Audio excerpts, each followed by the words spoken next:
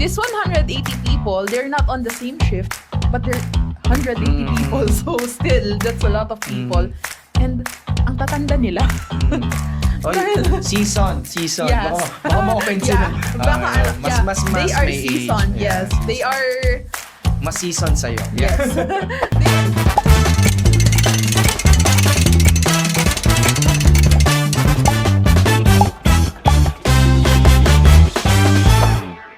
Hi everyone! Welcome back to A Day in the Life of an IE. And for this episode, of course, we will be peeking into a day in the life of an IE as a supply chain planning analyst in the semiconductor industry or semicon industry with none other than former partner, leader ng organization and now fellow industrial engineer ka, Pinoy IE na natin, si Engineer Julie Christine Pinto. Engineer. Wow, engineer na dati.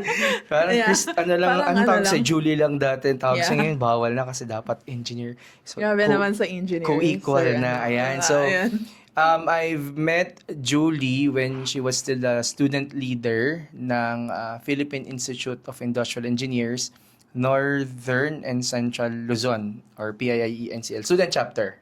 Ayan. Yes. So former president, 'di ba? Yes po. Oh, napaka-lucky naman ito para sa isang president. Oo, tapos in-invite niya ako sa mga events niya. Talagang pupunta kami doon ni Kathy, doon sa Baguio. So she's a graduate of St. Louis. So, yes. Which is also one of our partners sa mga activities natin. So, hello. And now, we're not at Baguio, by the way. No? We're here at our Space Co-working dito sa Dasmariñas. So, yan. So, they have sponsored our venue for this particular episode. So, kasi si Engineer Julie later on, ibabanggitin natin syempre kung ano yung mga naging experience niya by far. Okay. So, kamusta naman ang South Luzon?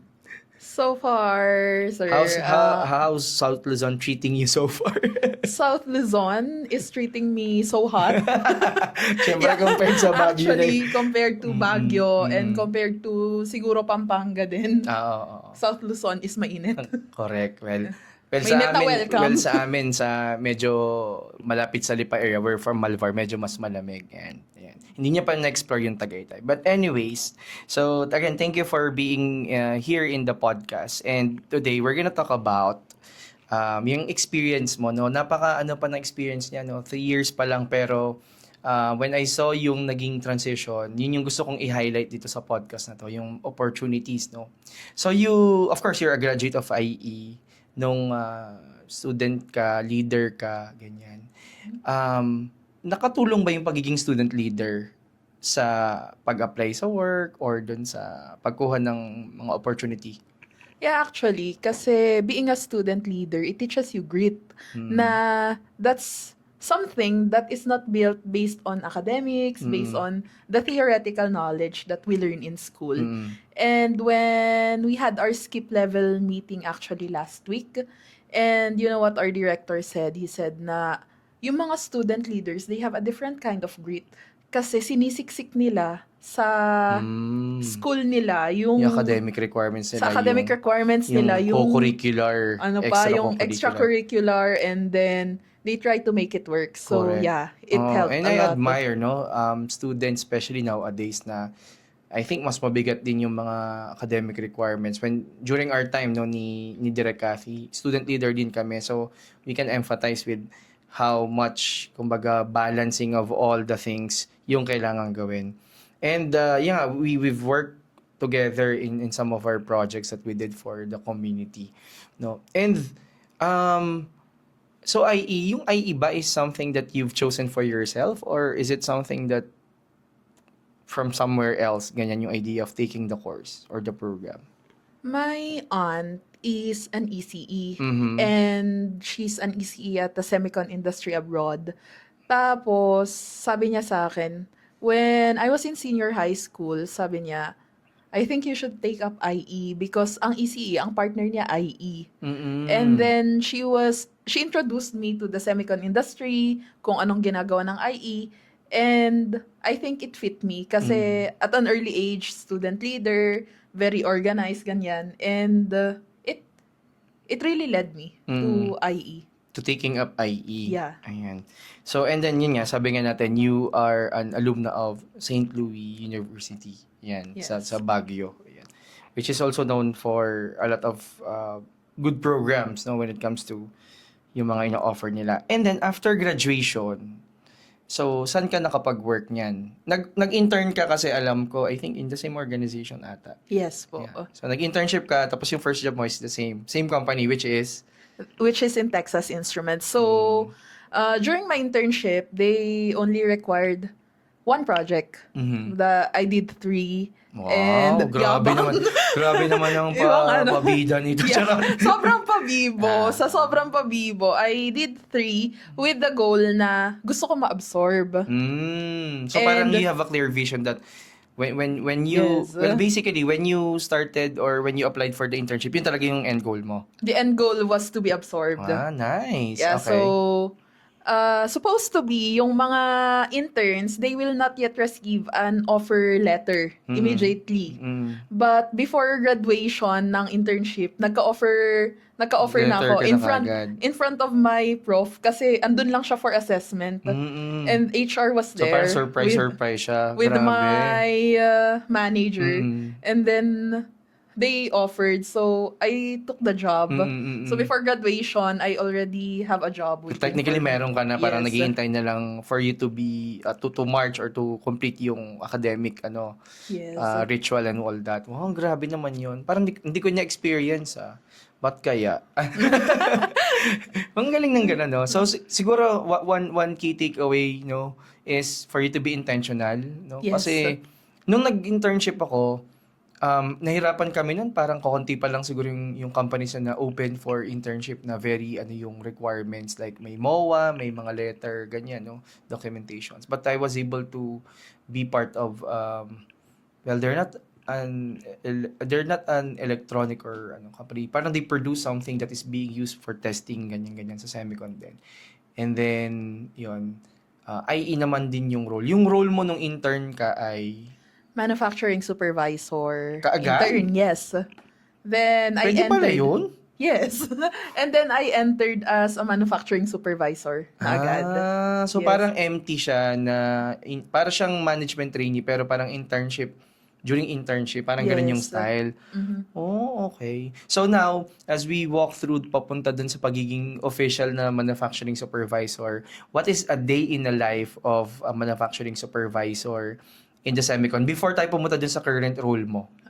Okay, so a day in the life of a manufacturing supervisor in the semicon industry. Of course, papasok, shifting yon. So, a manufacturing supervisor should be the same time sa mga tao niya. So, my people go to work 11 p.m. to 11 a.m. or 11 a.m. to 11 p.m. So, yeah, papasok ng 11 p.m. or 10:30, nasa planta na. Then, endorsement. Like, you need to know what happened in the production line and what machines are running, what devices are running in these machines. Then, you get to know kung ilan ba yung headcount mo. It's very important because it's part of planning your day ahead. To know anong machines mo ang critical, kung ilang tao ang meron ka, and what resources you Yung have. meron ka. Yes. And I think that pretty much starts the day. You plan the day ahead. You look at how much output you need. And then after that, you align the resources based on what you have. So, ilang tao ba ang nandito sa machines na to? Ilang tao ba ang nasa clusters na to? Kaninong priority ito? After that, syempre, darating na yung 11 p.m., we need to cascade that to the people. This is something that I think I have influenced to my teammates that time. That I try my best to talk to my people at least 5 minutes a day. Parang To cascade. stand-up meeting, Yes. ganyan, daily stand-up Yes. meeting. It's called huddle. Huddle, Yeah. daily Yeah. huddle, correct. To cascade information and then to tell them, ito yung target natin. Kung ganito lang tayo, kung short staff tayo, well, that's it. We have to still produce the results. And these are the expectations from you today. Yeah, so that's pretty much first hour. Mm-mm. Then during the second hour, titignan na yung line plan.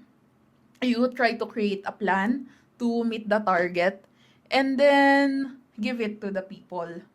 Iikutan pa rin sila. Mm-mm. During the third hour, break time, and then So may monitoring talaga, like meron. hourly monitoring. Hourly, may kakaibang ginagawa, Mm-mm, hourly. mm-mm. And then, by the time that is 3 a.m., nagpe-prepare na ako for 7 a.m. meeting. I need to create a performance report of the day before. Mm-mm. So, 3 a.m. to 5 a.m., ginagawan na ng report yung performance ng day before. Because management has to understand how we hit our target or how we were able to miss our target. Mm-mm. Kasi, yun nga, it's daily performance. Gagamitin naman nila for further decision making. Yes. Mm-mm. And then, after that, it's already around 5 a.m., ganon, iikutan naman ulit lahat ng machines. And then, try to understand what's going on in the production line para yun naman ang magiging proposal for next action sa loob ng production line. As a manufacturing supervisor, parang ako yung first in line to know what's going on. So, the decisions should come from me since I'm the one na Because you're nakikita nila. seeing Yeah. what's I'm the one who's happening. seeing what's happening in the floor. Mm-mm. Then, I talk to the people. It's very important that I provide personal time with my people. Kasi, that being a manufacturing supervisor is not just about being yung ano nila, yung nagpa-plan or nagda-drive ng operations. I should also understand kung ano yung mga pain points Correct. nila. Yeah, and Challenges that's- nila, right? Yeah, especially kung may mga times na sunod-sunod na madaming walang tao. I try to understand what's going on Mm-mm. or what are you feeling na kailangan kong aksyonan na. Mm-mm. Then after that, we prepare again for the 7 a.m. meeting. Then in the 7 a.m. meeting, we talk about cycle time, we talk about the output, and we talk about quality. Mm-mm. So, these three, yung mga pinagmi-meetingan namin until around 8:30 a.m. Then I go back inside the production line. When I go back inside the production line, ito naman yung time na halos management task yung mga ginagawa. Like, I prepare yung sa attendance nila, ganon. I take care of other stuff na very relevant sa mga tao. Mm-mm. And then, around 10 to 11 a.m., prepare end of shift report, ganyan. If there, I think some people are gonna ask me, saan yung part na gumagawa ka ng projects mo? Well, of course, there's a lot of time in between. And it's just up to us how we manage You our manage time. your time. Yes. So, but on a daily basis, yun lang yun. Mm-mm. So basically, your work as manufacturing supervisor is, of course, more of the management of the resources. But at the same time, as like a typical na function ng isang IE, meron pa din, or kahit hindi naman IE, meron pa rin naka-embed that you have to like complete a project. Right? Yes. That's where you're coming from when you mentioned about saan yung possibility or chance na makagawa ka ng project. Because for those who are not quite familiar, that's actually some sort of like a practice no in the industry. Hindi meron ko kasing mga rule talaga na project management yung ginagawa mo. Of course, yung ginagawa mo talaga day in day out is projects. Pero Yes. yung typical na role talaga, meron kang function. So for example, in Julie's case, it's manufacturing supervisor. Pero naka-embed doon, kailangan mong maggawa ng improvements or mag-solve ng problem kasi yun yung kailangan para ma-perform mo yung usual Trabaho mo. mo na Yes. function o yung kumbaga base function mo. Yes. Yan. So yun siguro yung dapat ma-capture lalo ng mga young IEs na baka hindi familiar pa dun sa landscape ng ginagawang work. And you mentioned about how important you knowing your people, no? What if you don't mind me asking, ano sa tingin mo in your stint sa first job mo, yung pinaka naging challenging na part when it comes to managing people? If you can disclose one or so. There is something na super tumatak sa akin, Sir Felix. You know, when I started my job, I was like 23 and I'm managing around 180 people. Oh wow, that's And a lot. This 180 people, they're not on the same shift, but they're 180 people. So still, that's a lot of people. And ang tatanda nila. Oy, Dahil- seasoned. Yes. Baka ma-offend sila. Baka, mas they are may seasoned. age. Yeah, Yes. They seasoned. are, Mas seasoned sa'yo. Yeah. yes. They are seasoned. But, And, but we get the point na Yeah. mas maano yung age, mas mature ang age. yep. And they feel like everything coming from a 23 years old, hindi siya valid. So every time I try to create a direction, they push back. May Like- resistance. Yeah, there's a lot of resistance. And to the point, nagsisigawan sila, wrong ka, mali ka. So how do you handle that? Like- Kasi parang for a 23-year-old, kumbaga parang fresh grad, new to the role, medyo intimidating, medyo nakaka-anxious or stress. How did you handle that? Masyado kasi akong idealist sa part na nag-handle ako ng org. So, So kaya ko parang to. you've seen the dynamics of Yeah, people. Ganun. kaya ko to kasi, pero iba pala, when you handle an organization, naka-age mo, to handling people na Mas malayo may- sa age oo. mo. So, what happened is that I tried to learn from the bottom. I did operator work. Like, for 2 weeks or so, I did operator work para hindi nila ibato sa akin yung That you don't know what they're that I doing. don't know what I'm ganyan. doing.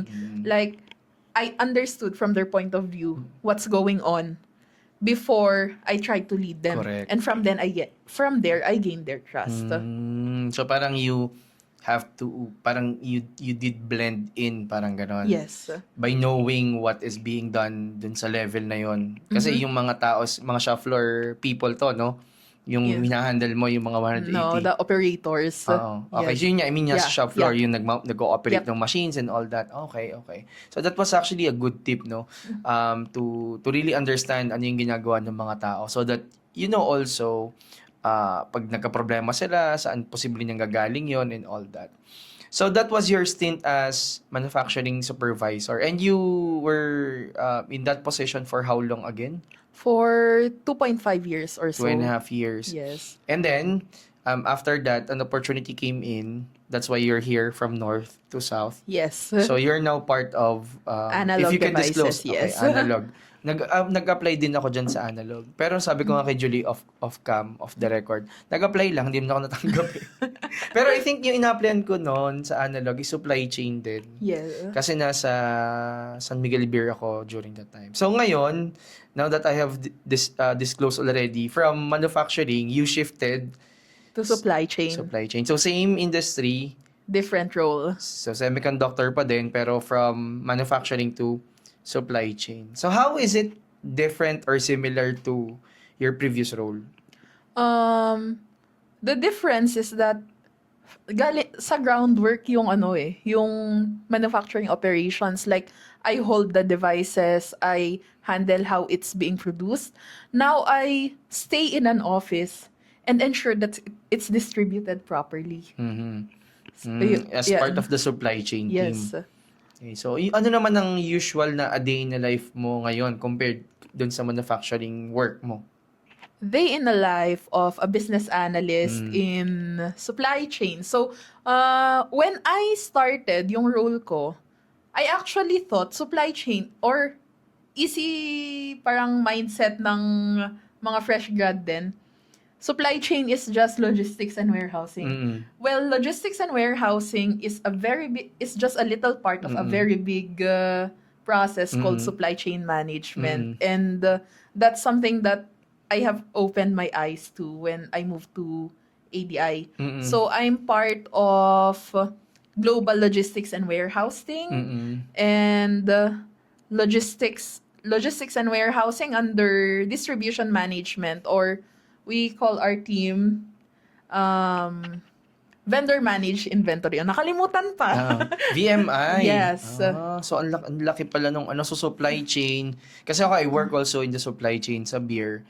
So ang sa amin naman materials, may parang sales logistics, the field work, tapos merong sa planta the planning. Yan. So ano yung usual na day in day out mo naman or a day in the life mo?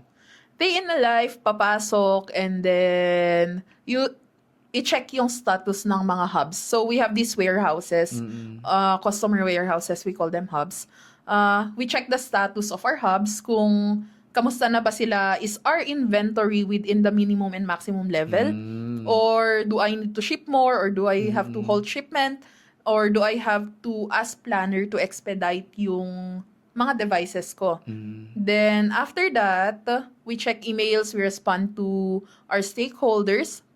Then, we build dashboards. So, a very important part of my life now is that we build dashboards to create decisions, mainly because we deal with millions of data. So, we need to look at it na isang tingin pa lang, alam na natin yung next na decision natin.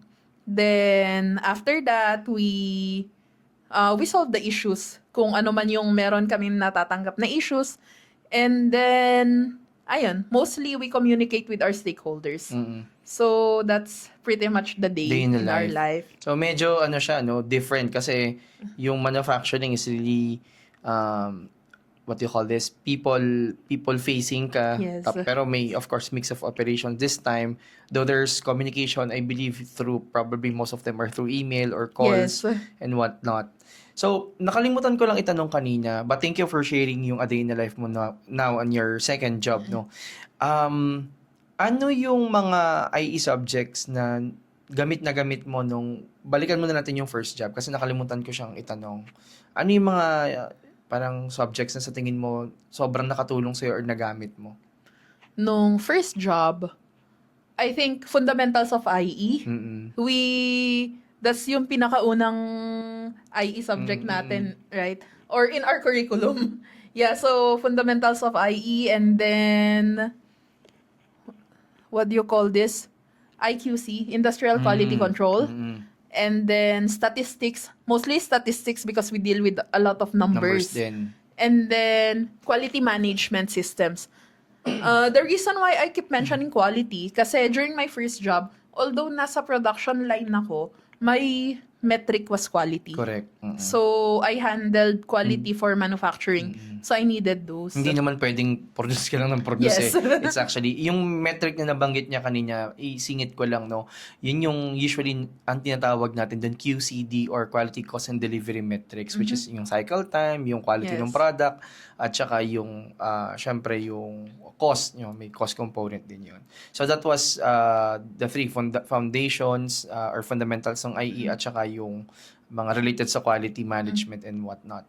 So, that's for your first job. For your second job or your current job now, ano yung mga nare-recall mo na IE subjects na directly naka-help or kapag nanandyan ka na ngayon, binabalikan mo na, ito, naaral ko to nung subject ko na to? I cannot recall specific subjects, but I can recall specific topics. First one is forecasting. As so, in, operations gamit management na yan, most yes, likely. Sir. Okay. So, forecasting, like, is this supposed to be moving average? Is this supposed to be average lang na normal, ganon? And then, Lean Six Sigma. So, I had an elective in Lean Six Sigma then. So, ayan, total TPM. Total Productive Maintenance, yes. Yan din, nagagamit din namin siya. And then, but not mostly kasi hindi naman na kami sa production line. Correct. So, there's just a hint of it. Kasi nasa manufacturing field pa rin naman kami. And then, statistics pa rin. So, numbers pa din kasi. Numbers pa rin. Analyst Still. kasi yung role, di ba? Definitely, more and more numbers. So, I just want to make a follow-up question. Kasi most of the time, younger IEs out there would say, paano ba nagme-make sense yung mga subject dun sa work? Kasi now, you mentioned about Lean Six Sigma, you mentioned about statistics, you mentioned about forecasting, ganyan. And of course, I don't know if you have an elective na supply chain management before. Yeah, we Do you had. have? So yun, Yes. automatically, that's Yes. very aligned. So, for example, if we go back dun sa type of the work, you don't need to disclose anything critical naman na information, but just to give our younger IEs or young IEs yung idea ng paano nagko-connect. So, for example, yung forecasting medyo na ano mo na hit mo na. Let's for example, yung TPM, you mentioned about hindi naman core, pero how does that affect yung pag-perform mo ng role na as a supply chain analyst or business analyst? Like, do we need to drive an engineer to go to check a machine that's already down and customer is already escalating na Bakit matagal? Bakit wala pa? kung Ganon. ano nga bang nangyayari sa machine na to.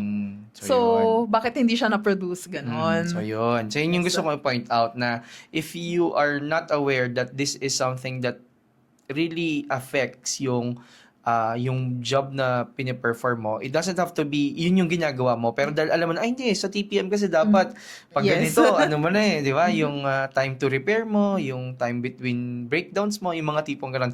That is actually the beauty of being an IE because you have a lot Of knowledge, yes. knowledge. You can actually pull in something that would be helpful for you as you perform your current job.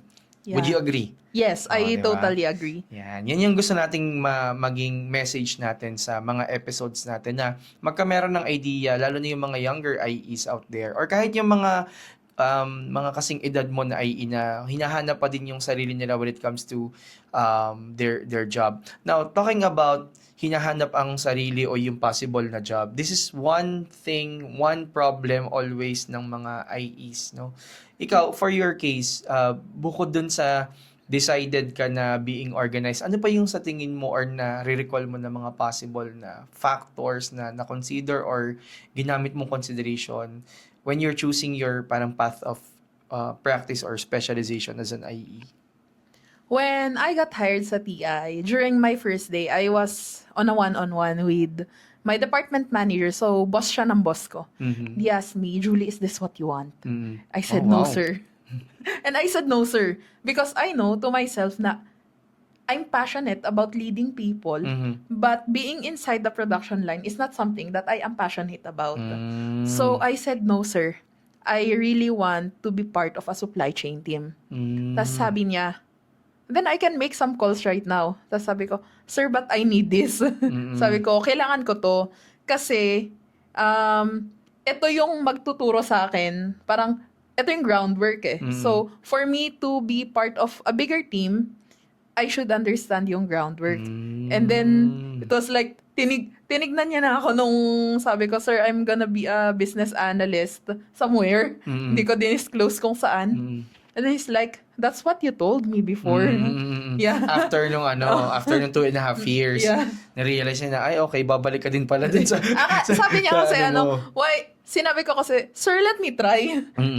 Yan. Which is, I think, it's fair enough when it comes to duration, 2.5 years. Yes. And when I am speaking to Direk Cathy, no, ang sabi ko pa, gusto kong ma-highlight din, parang yung transition, kasi I think, for me, it's sign of you being a risk taker. Kasi I believe that your previous organization was actually a good organization. Yep. Kumbaga when it comes to compensation and whatnot. Yes. I've heard good things about the company Yes. as well as this company that you are Yes. in right now, no? Pero parang what was like the factors that you've considered? I mean, yun yung pag-pursue ba nung first love mo na gusto mo ng supply chain and then you saw the opportunity? Something like that. But at the same time, during that time, yung mga ginagawa ko na is more like an analyst role. So, nagbibisor ako, pero at the same time, yung mga projects ko are an analyst role. Like, paano kaya natin ima-manage yung peripherals natin? Like, and all that. a lot of whatnot na related to supply chain. So would you say that you at a very young age you've seen the maturity of kumbaga parang ay nag-mature na ako dun sa role na to. Parang I wanted something different or I wanted something na aligned naman dun sa parang nagiging majority of the time na ni-spend ko, parang ganun ba?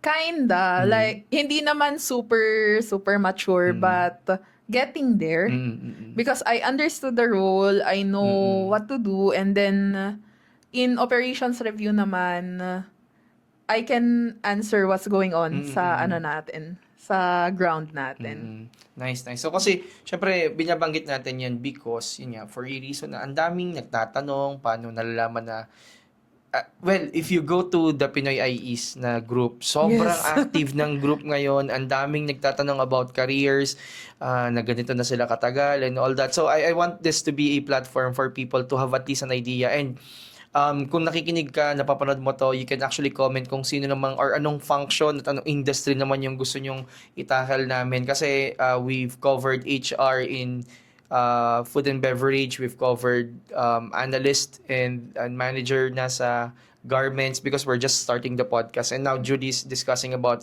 manufacturing supervisor in semicon and yung current role nga, a supply chain analyst in the semiconductor industry. So I'm just checking. So we have hit 29-minute mark ng ating podcast episode. And dun sa itong current role mo ngayon, ano yung mga, so since analyst role na, meron bang specific na software, if it's okay to discuss or disclose, no, na marirecommend ka? Kasi ngayon usong-uso rin ang supply chain. Sa ASLEX po meron kaming supply chain management fundamentals course na nilo-launch. Yung sinasabi ni Julie, kaya ako nangingiti kasi ito yung mga tinuturo, kasi ako yung nag-handle ngayon eh. Kasi may 3 years din ako na experience sa logistics supply chain. So I'm using that as a kumbaga reference dun sa pagtuturo ng mga nung course na to. And yung mga mini-mention mo na forecasting, kino-cover namin yan. No, not in-depth, but when you mentioned about choosing anong type ng anong approach, 'di ba? So these are things that we're also trying to teach people. So may mga specific tools ba or software na kailangang aralin? Say for example, someone wanted to become like you na supply chain analyst. I think I would recommend this to the younger IEs.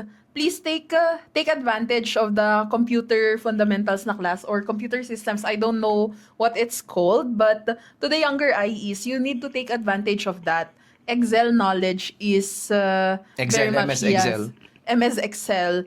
Kasi when we were in college, hindi ko ma-appreciate, sir. To be honest, hindi ko ma-appreciate bakit kailangan nilang ituro sa amin yung Excel when we already have a baseline knowledge of it. But yeah, nung nag-work na ako, nakita ko, Excel is very powerful. So, I will really push the younger IEs. Please learn that.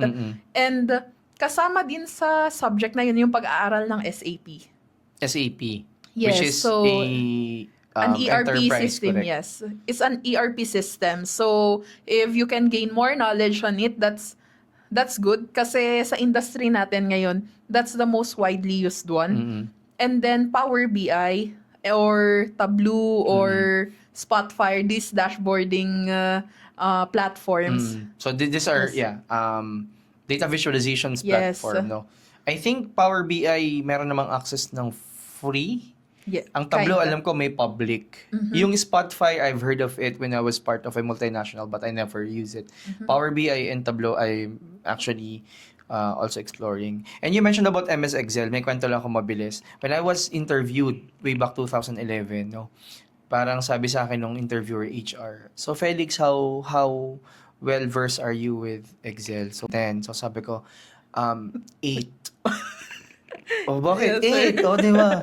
Tapos sabi sa akin, binigyan ako ng laptop, may data set. Can you do a pivot table? Sabi ko, I think it's a 3. Not an 8. Pero kasi nga, sabi mo nga, to your point, I just want to highlight na to your point, akala natin, porke marunong tayo mag-cut, copy, paste, tapos na. Pero Excel, hanggang ngayon nga, nag-aaral ako ng Excel kasi may mga trainings kami na ang kailangan ng is talagang almost automation ng mga ginagawa nilang reports or analysis and whatnot. And hindi naman kukuha kagad ng isang organization ng mahal na mga softwares kasi kumbaga base mo is Excel. Yes. So I think that's a very good point that you've mentioned na they have to learn Excel. Yan. Yeah, and going back to the pivot table story. So, I have this colleague ngayon. Hindi ko siya ka-team, but I don't know how she knows me even. Like, friend ko kasi friend niya, yung seatmate ko. And then, she came to me. Akala ng seatmate ko, sa kanya siya pupunta. Tapos sa akin siya pumunta, sabi niya, do you know pivot table? Ay, wow. And then, siya sabi niya, can you help me with mine? Kasi, IE din pala siya, but fresh grad. And then, dun ko nakita, really, these fresh grads, they need to learn it. We keep on preaching that. No? I Yes. mean, kaya nga we have these platforms to let younger people know what they need. Kasi they keep on asking ano ba yung kailangan. So, these are coming from people who's been doing the work no outside, no. So, listen to these advices if you want to really, kumbaga, some sort of accelerate your learning process. Now, so that's for platforms. Now, I wanted to go to skill before we go to the conclusion part, no. When it comes to skill, what do you think are skills that IEs, younger IEs should learn as young as bago makagraduate from the university, or even yung mga kayang professionals mo? Ano sa tingin mo yung coming from your lens, ano yung sa tingin mong top 3 or kung ano mang top of the head na skill? Yeah. So if they're into data analytics or they are more into numbers, just like me, dashboarding, definitely dashboarding. So data analytics, Yes. pero specifically visualization, ganyan. Dashboarding, SQL. Mhm. SQL is also parang nagbo-boom na Data din siya. query. Yeah. Data Data query. And then, what do you call this? More of statistics talaga. Analysis. Analysis. But how about storytelling? Now, do Yeah, you have storytelling, data Yeah. storytelling. So I actually have a training for that in next week pala. So Huwag mo nang banggitin yung Yeah. provider. Pag Yeah. nag-sponsor na lang sila. Yeah, but pero yun storytelling. Kasi Yes. most of the people They have magaling data. magaling sa query, magaling sa management, magaling mag-apply ng statistical tools, pero when they communicate now the results, medyo umuolats, kaya which is hindi din maganda kasi you have to complete the cycle kasi yun yung mahalaga na insights na makuha nung kung sino mang stakeholders. And just to share, sir, walang silbi yun, napakaganda yung dashboard, pero walang point. Like, Walang context, yeah. walang value. what is this? What are you trying Correct. to tell me? So yun, no? So it's not enough for you to learn the tools, but the context of why you're using the tools, why do you have this chart and whatnot. And what story is behind it? Correct. So Yes. yan, no.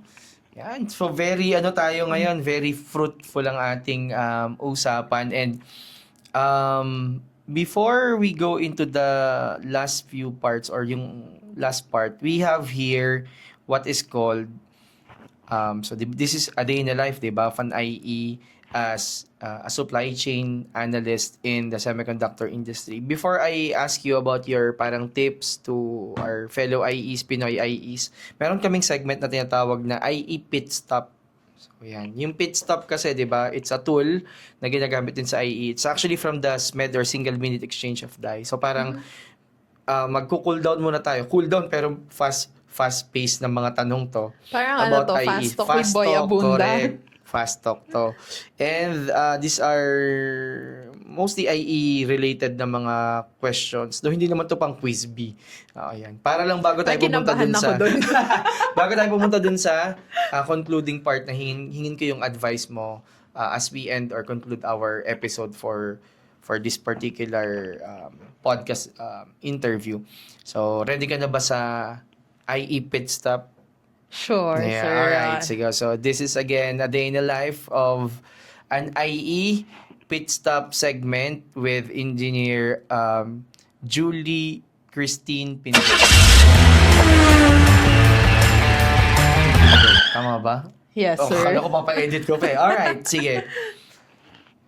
Question number 1, is IE your first choice or hindi? No. Okay. What's one IE tool you can't live without? Lean Six Sigma. Okay. Excel, Power BI, or AI? Anything AI? PBI and AI. Okay. Sige. What's the biggest waste or source of inefficiencies that you see in most of organizations today? Meetings. Madaming meetings ang dami nilang dinadagdag na tao sa meeting na hindi naman sila relevant, which can be solved by an email, ganon. Okay. Yeah. So, meetings. So, which IE skill has helped you the most in your career? Root cause analysis. If you could improve only one process in the world, what would it be? Yung pagkuha ng papers sa government. Sorry. Yeah, because it takes a long time. Mag-i-interview tayo ng IE in the government. Yeah, baka may IE in the government na meron tayong makaka-optimize. naka-line up. Meron tayong naka-line up. Next, what's one thing IE students should start doing today? Build their skills. Nice. Which industry do you think offers the most opportunities for IEs right now? Manufacturing industries. Manufacturing pa din. Yes. In one word, what makes a great industrial engineer? Smart. Yeah, smart. Smart. Working smart. Working Yan. smart. Last question would be, complete this sentence. Industrial engineering is blank. Industrial engineering is great and is awesome and is everything nice. Yeah. Parang Powerpuff Girls, everything everything nice. Sugar, spice, and everything nice. Yan. Thank you so much, Engineer Yes. Julie. So that was our IE pit stop with Engineer Julie Pindog. Before we close this, of course, podcast interview on a day in the life of an IE as a supply chain analyst in the Semicon. So, now we've covered a lot of things. You've shared with us your experience as a young IE. Very young po siya. Kasi kung 23, so mga na 26, 27? 26 next month. Magto-26 pa lang. Parang 25 ako, nagko-quarter life crisis ako noon. So, pero nung time na yun, nagja-jump na rin ako ng industry, no. So yan, no, wag kayong matakot na mag-jump ng industry or mag-try ng ibang mga roles kasi that's the only way for you to really experience it and for you to check whether dun ka ba talaga. Yes. You can get as much as advice and mga inputs coming from other people, but it's really for you to really discover and explore. Now, Yes. It's not my episode. I mean, I'm just a host. Tatanungin natin ngayon si Engineer Julie, ano yung mga top tips mo para sa, alam ko marami ka na nabigay, but top tips mo as we conclude this podcast interview para sa mga IEs na nakikinig. Okay, so to IEs, especially to the students, number one is learn to listen. Like, we have a lot of profs telling us na ganito sa industry, ganyan sa industry. More often than not, aminin man natin, sinasabi natin, we. Yeah, and we think na they're joking, but they're not. So, learn to listen and learn to listen talaga, makinig, and to understand what's going on sa paligid nyo. The second one is to own your career.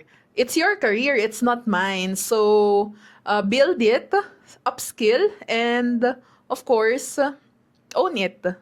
Then, the third one is to know your path. Like, nung PIIE NCL VP ako, sir, ang laging sinasabi sa amin ng advisor namin, si Engineer Russell Manalang, he keeps telling us, failing to plan is planning to fail. And I think that's the same with life. We need to have a path. Hindi man siya clear right now, but we need to take that first step. Yes. So, yeah, that's the three things. Listen, own your career, and plan. Wow, very on point, no? Coming from a soon to be 26-year-old Well, engineer. soon. Yeah. Next. Engineer Pindog. So, this is like your birthday gift to the younger IEs Yes. because this will be forever there in the digital space. And by the way, this episode is again sponsored by itong recording natin by our Space Co-working here at Dasmariñas, Cavite. So we're gonna put the details on our social media platforms. This will be uploaded in Spotify, or might be listening this coming from Spotify, or you could actually watch this episode on our YouTube channel. This will be hosted at Pinoy IEs na YouTube channel. So thank you again, Engineer Julie, for, I think rest day mo ngayon, but you spent the day with me, with Direk Cathy for this podcast interview. So yun. So again, this has been a day in the life of an IE as a supply chain analyst in the semiconductor industry with none other than Engineer Julie Christine Pindog. Thank you! Alright, thank you everyone. See you in the next See episode! you.